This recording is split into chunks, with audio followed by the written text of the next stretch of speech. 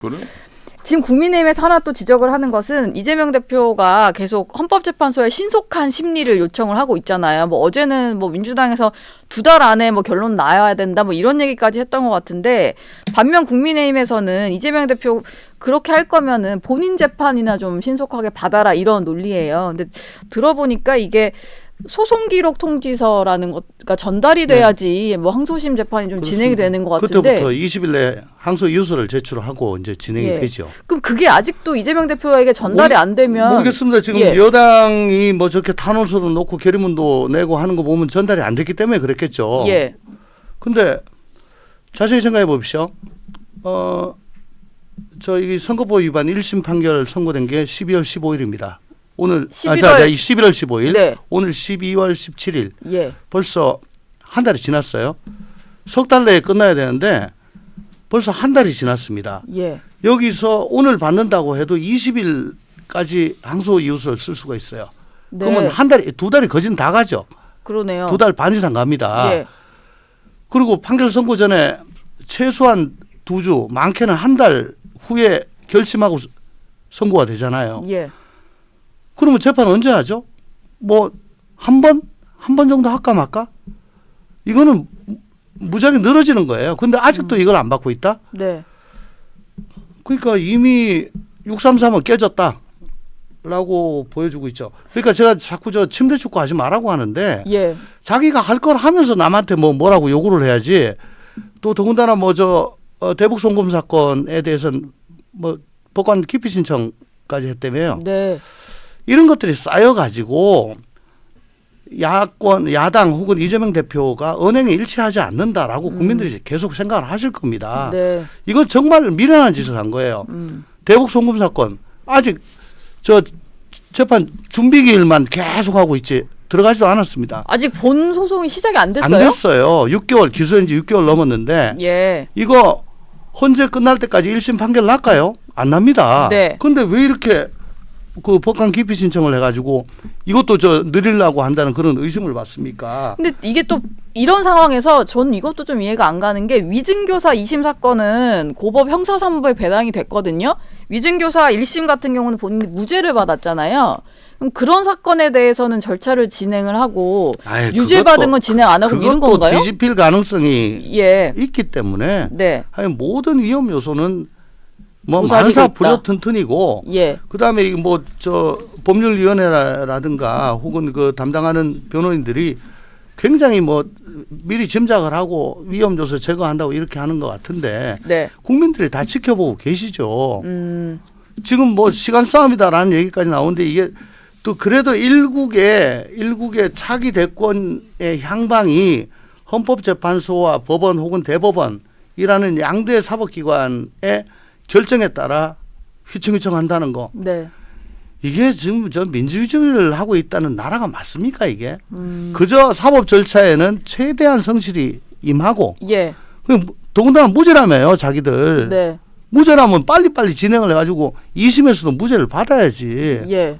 근데 왜 이래요? 왜 믿느냐? 그러니까 이건 좀 설명이 필요할 것 같아요. 그렇습니다. 그러니까 네. 이제 이미 이제 비상계엄을 통해서 본인이 처한 그런 국정 운영의 어려움, 난맥상을 정치적으로 해소하기 위한 어떤 그런 이 비상계엄 선포에 대해서는 이미 국민들도 판단해버렸고, 정치적으로는 국회에서 또 탄핵이라는 탄핵 소추를 통해서 이미 결정을 해버렸습니다. 예. 그래서 윤석열 대통령도 뭐 탄핵과 수사 또 헌재 심리에 맞서 결론을 싸우겠다는 거고, 이거는 윤석열 대통령이 올곧이 싸워야 될 문제예요. 예. 앞으로 집권당인 국민의힘은 오로지 국정의 공백이나 국정 혼란을 줄이고 국가의 불확실성을 제거하는 그런 측면에서 뭐 정말 집권당 보수의 정당으로서 역할을 다하고 그렇게 빠르게 변화 혁신해 나가라는 거지. 예. 끝까지 그냥 윤석열 대통령이 헌재 결정 날 때까지 그걸 뒷받침하고 또 뭐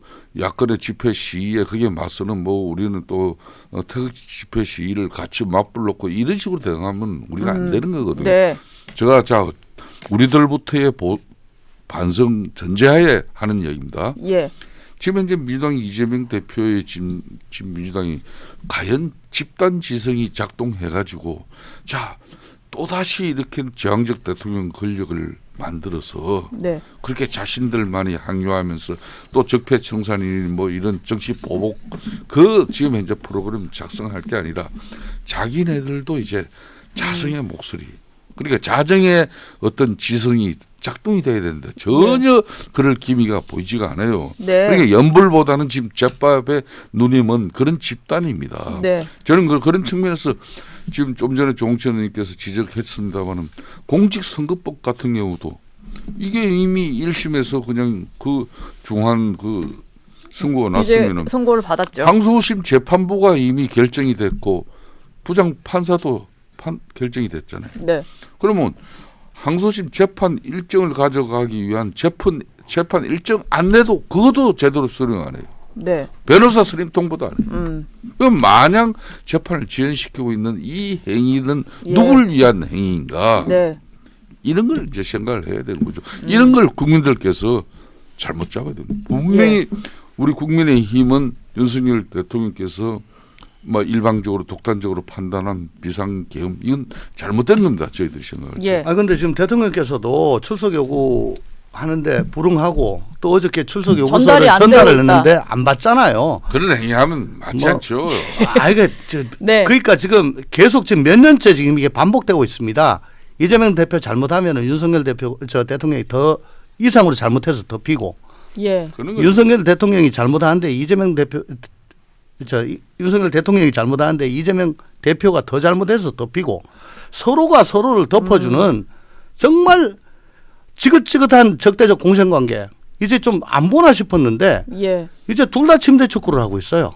둘 다 지금 헌재랑 사법부랑 한동훈 대표가 어제 쓸쓸한 퇴정을 하는 여러 가지 요인이 있습니다만은 예. 물론 리더십 뭐 이런 여러 가지 있습니다만은 본인이 12.3 이제 비상계엄 선포에 대한 위헌적이고 위법적인 판단이기 때문에 이건 국민들을 한 거에 싸워 맞겠다 네. 했으면은 그 이후에 그러면 좋다 대통령이 이 조기 퇴진의 어떤 명예로운 길을 걸어서 예. 우리 당이 수습할 수 있는 그런 틀을 만들어야겠다 그런 확신이 있었으면은 지금 이양수 대표위원장이 네. 2월 퇴진 4월 뭐 대선 3월 퇴진 5월 대선 이런 안을 만들고 간만 볼 게 아니라 그걸 당시 추경호 원내대표나 의원들하고 밤샘 뭐 맨날 며칠을 하더라도 그 결과물을 가지고 네. 본인과 그리고 당시 원내대표 그 수많은 또 윤석열 대통령의 핵심 측근이라는 인사들이 예. 윤석열 대통령을 만나서 설득 이해시켜야죠. 네. 그런 절차가 빠져 있는 겁니다. 지금 정치적 인이. 탄핵 이전의 상황 좀 아쉬움을 좀 토로하신 것 같습니다. 그러니까 예. 그런 걸 우리가 다 실기하고 결국은 형편없는 보잘것 예. 없는 당이 돼버렸잖아요. 저는 예. 지금이라도 윤석열 대통령께서는 본인이 앞으로 정치적 법적 책임지겠다 했으면은 네. 국민들에게 절대 추한 모습 보이면 안 됩니다.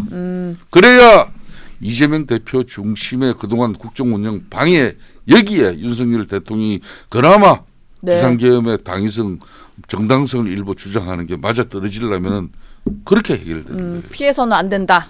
알겠습니다. 한 말씀만 드릴게요. 예. 지금 뭐 민심은 어떻든지 간에 결사옹위하고 있습니다.